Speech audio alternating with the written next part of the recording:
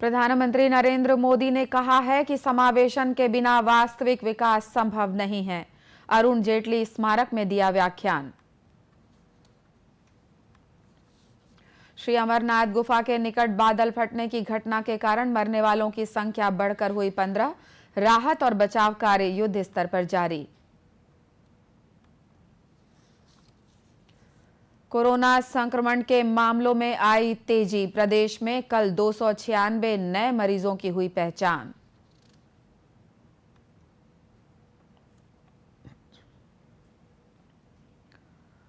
और भूतपूर्व सैनिकों एवं उनके परिवार के लिए आयोजित स्वरोजगार मार्गदर्शन कार्यक्रम में महिलाओं ने आर्थिक सशक्तिकरण की ओर बढ़ाया कदम।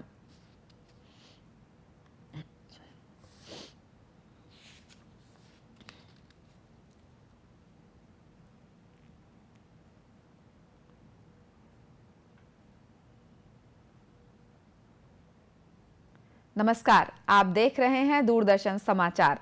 मैं हूं अनुराधा दुबे। अब समाचार विस्तार से। प्रधानमंत्री नरेंद्र मोदी ने कहा है कि समावेशन के बिना वास्तविक विकास संभव नहीं है। उन्होंने कहा कि सरकार ने पिछले 8 वर्षों में समावेशी विकास सुनिश्चित करने के लिए कई उपाय किए हैं। श्री मोदी ने कहा कि निर्धन लोगों को बेहतर स्वास्थ्य सुविधाएं और मूलभूत सुविधाएं उपलब्ध कराई गई हैं। मेरे अनुभवों का सार यही है कि बिना इंक्लूजन के रियल ग्रोथ संभव ही नहीं है और बिना ग्रोथ के इंक्लूजन का लक्ष्य भी पूरा नहीं किया जा सकता। और इसलिए हमने ग्रोथ थ्रू इंक्लूसिविटी का रास्ता अपनाया, सबके समावेश का प्रयास किया। बीते 8 वर्षों में भारत ने इंक्लूजन के लिए जिस स्पीड के साथ काम किया है, जिस स्केल पर काम किया है, वैसा उदाहरण आपको पूरी दुनिया में कभी भी नहीं मिलेगा। बीते 8 साल में भारत ने 9 करोड़ से ज्यादा महिलाओं को मुफ्त गैस कनेक्शन दिया है। प्रधानमंत्री मोदी ने कल नई दिल्ली में पहला अरुण जेटली स्मारक व्याख्यान दिया। उन्होंने कहा कि 45 करोड़ जनधन खाते खोले गए तथा गरीब लोगों के लिए 3 करोड़ पक्के मकान बनाए गए।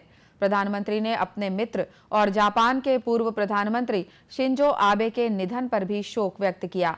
उन्होंने कहा कि प्रधानमंत्री शिंजो आबे के कार्यकाल के दौरान भारत जापान साझेदारी ने नई ऊंचाइयों को छुआ। उन्होंने कहा कि शिंजो आबे भारतीय जन मन में हमेशा रचे बसे रहेंगे। जम्मू कश्मीर में श्री अमरनाथ गुफा के निकट बादल फटने की घटना के कारण मरने वालों की संख्या अब बढ़कर 15 हो गई है।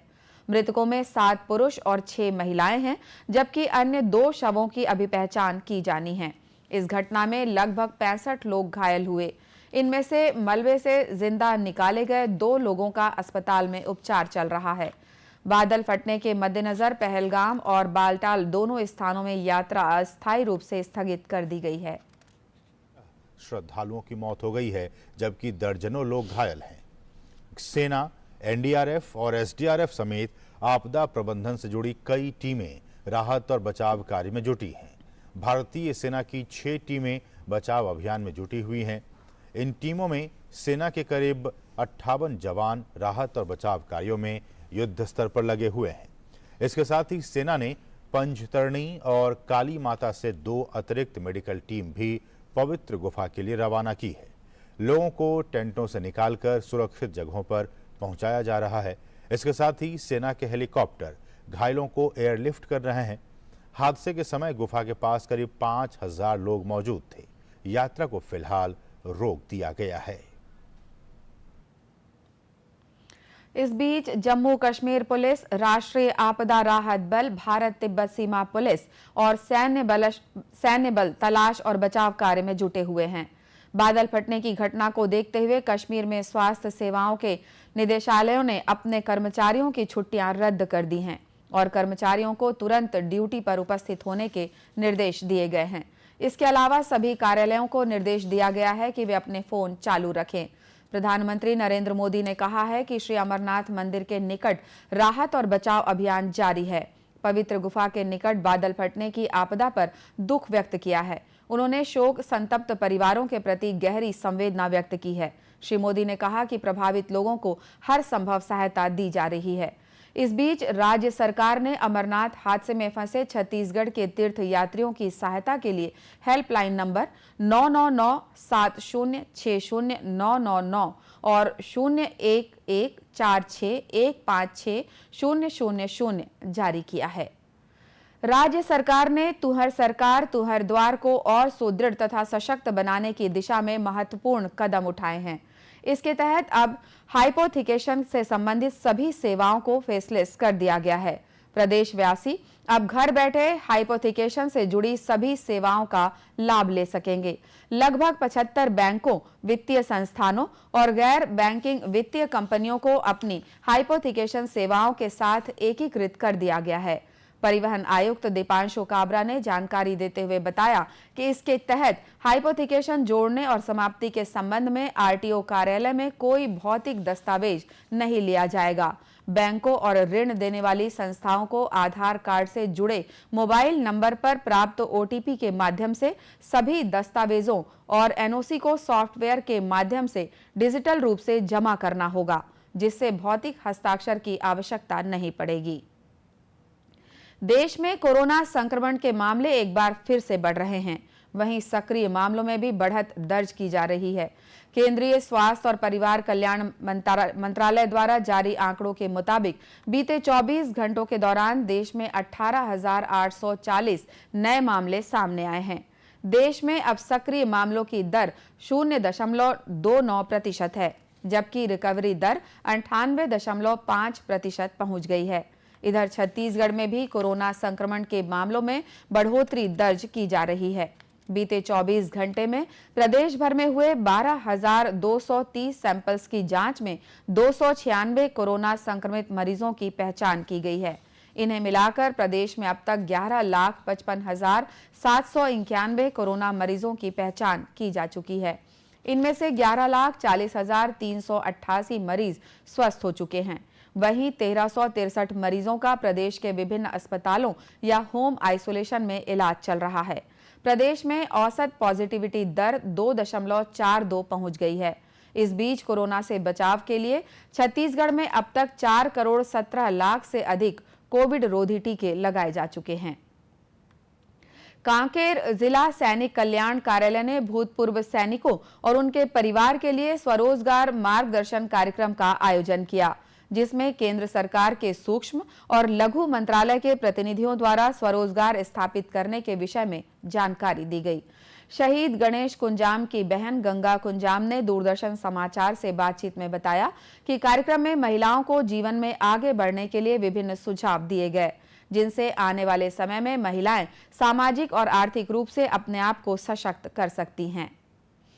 रोजगार के बारे में बताने के लिए बुलाया गया है, जिसमें हमें बहुत सारी जानकारी मिली है कैसे उद्योग करना है, जिससे महिलाओं के बारे में भी बताया गया है, जिसमें महिलाओं को कैसे आगे बढ़ना है। भूतपूर्व सैनिक टीकम साहू ने बताया कि सेना से रिटायर होने के बाद जो सैनिक कोई रोजगार करना चाहते हैं, उनके लिए ये कार्यक्रम बहुत ही लाभदायक रहा है। बढ़ाने के लिए आवश्यकता होती है, कई रोजगार ऐसे जो नए सृजन करने की आवश्यकता होती है, और ऐसी स्थितियों में हमें एक अच्छा मार्गदर्शन हमारे पास नहीं होता है, और हमारे पास कुछ बजट की भी समस्याएं होती है, जिसकी वजह से हम उस मुकाम पर नहीं पहुंच पाते जहां हमें होना चाहिए। तो ये जो कार्यक्रम चल रहा है, इसके माध्यम से ऐसे लोग जो छोटे रोजगार है या फिर मध्यम वर्गीय रोजगार या बड़े स्तर के जो उद्यमी हैं, उनके लिए बहुत अच्छा फ़ायदेमंद स्कीम है, जिसमें लोन के साथ साथ में अनुदान की राशि भी दिया जा रहा है, जो कि एक अच्छा सहायक होगा हम जैसे पूर्व सैनिकों के लिए आगे बढ़ने के लिए। कार्यक्रम में दूरदर्शन समाचार से बातचीत में कांकेर के जिला सैनिक कल्याण अधिकारी कर्नल उदय कुमार ने बताया कि इस आयोजन से भूतपूर्व सैनिकों के परिजनों को निश्चित रूप से लाभ मिलेगा। भूतपूर्व सैनिक और उनके परिजनों के लिए एक गोष्ठी का आयोजन किया है जिसमें एमएसएमई, केवीआईसी और बैंक और काफ़ी सारे लघु उद्योग के ऑफिशियल्स आए हुए हैं, वो उसके बारे में जानकारी दे रहे हैं।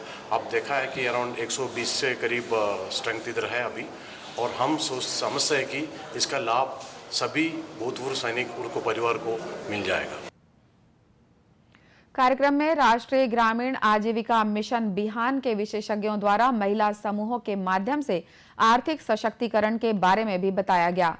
साथ ही जिला उद्योग व्यापार संगठन स्टेट बैंक ऑफ इंडिया के जिला अधिकारियों द्वारा स्वरोजगार के लिए ऋण के विषय में जानकारी भी दी गई। कबाड़ से जुगाड़ जैसी अवधारणा को लेकर आत्मनिर्भर भारत को साकार करते हुए रायपुर की एक संस्थान ने नारियल की खोटली से चाय पीने के कप और चम्मच कटोरी का निर्माण किया है। कम लागत में निर्मित खूबसूरत कटोरी और केतली से एक तरफ जहां पर्यावरण संरक्षण को बढ़ावा मिलेगा, वहीं दूसरी ओर डिस्पोजल पर भी रोक लगेगी।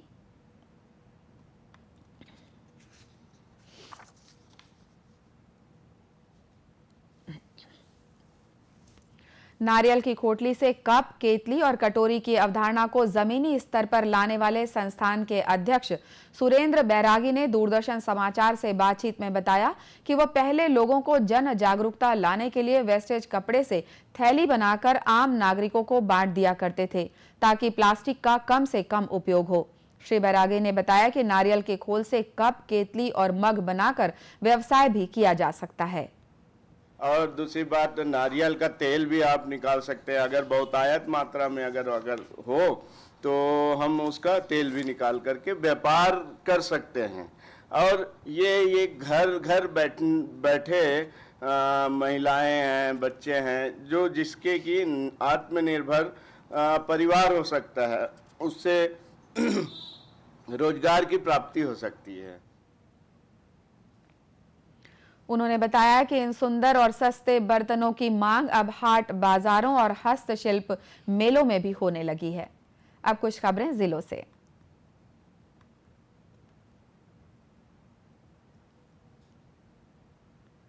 वन मंत्री मोहम्मद अकबर ने प्रदेश के कबीरधाम जिले के बैगा जनजाति के 111 युवक युवतियों को शाला संगवारी के रूप में प्रमाण पत्र सौंपा। इस मौके पर उन्होंने कहा कि इस अवसर पर राज्य सरकार द्वारा सामाजिक, आर्थिक और शैक्षणिक रूप से पिछड़े हुए विशेष पिछड़ी जनजातियों के सामाजिक उत्थान की दिशा में उन्हें शासकीय नौकरी में सीधी भर्ती करने का निर्णय लिया है। उन्होंने कहा कि शाला संगवारी के रूप में स्थानीय स्तर पर रोजगार मिलने से विशेष पिछड़ी बैगा जनजाति वर्ग के युवक युवतियों में उत्साह देखा जा रहा है। वन मंत्री ने कहा कि जिला प्रशासन स्तर पर यह कदम उनके जीवन उत्थान की दिशा में सकारात्मक कदम साबित होगा। बेमेतरा जिले के बिरला ब्लॉक के नेवनारा गांव में योग अभ्यास का आयोजन किया गया। कार्यक्रम को संबोधित करते हुए ज्योतिर्मयानंद महाराज ने कहा कि धर्म अनुकूल कर्म करने के लिए शारीरिक और मानसिक शक्ति योग के माध्यम से ही प्राप्त होती है, इसलिए हर व्यक्ति को अपने दैनिक जीवन में योग को शामिल करना चाहिए। योग आयोग के अध्यक्ष ज्ञानेश शर्मा ने विद्यार्थियों को योग का महत्व बताते हुए कहा कि शारीरिक और मानसिक रूप से हर परिस्थिति का सामना योग के माध्यम से ही हो सकता है। प्राचार्य डॉक्टर मेघेश तिवारी ने बताया कि वर्तमान परिवेश में योग का महत्व बढ़ गया है। कल बकरीद का पर्व है। बकरीद को ईद उल अजहा नाम से भी जानते हैं। धार्मिक मान्यताओं के अनुसार बकरीद का पर्व त्याग और कुर्बानी का प्रतीक है। इसके मद्देनजर राजधानी रायपुर में शास्त्री बाजार स्थित सीरत मैदान में बकरा बाजार लगाया गया है। बाजार में विभिन्न शहरों से बकरा व्यापारी विविध नस्ल के बकरे बेचने के लिए पहुंचे हैं। व्यापारियों ने बताया कि कोरोना काल में 2 साल तक बकरीद पर्व सादगी से मनाया गया था। इस साल फिर से बकरा बाजार लगाया गया है। बाजार में 100 से अधिक व्यापारी करीब 2000 बकरा लेकर आए हैं। इसी के साथ ये समाचार बुलेटिन समाप्त हुआ। नमस्कार।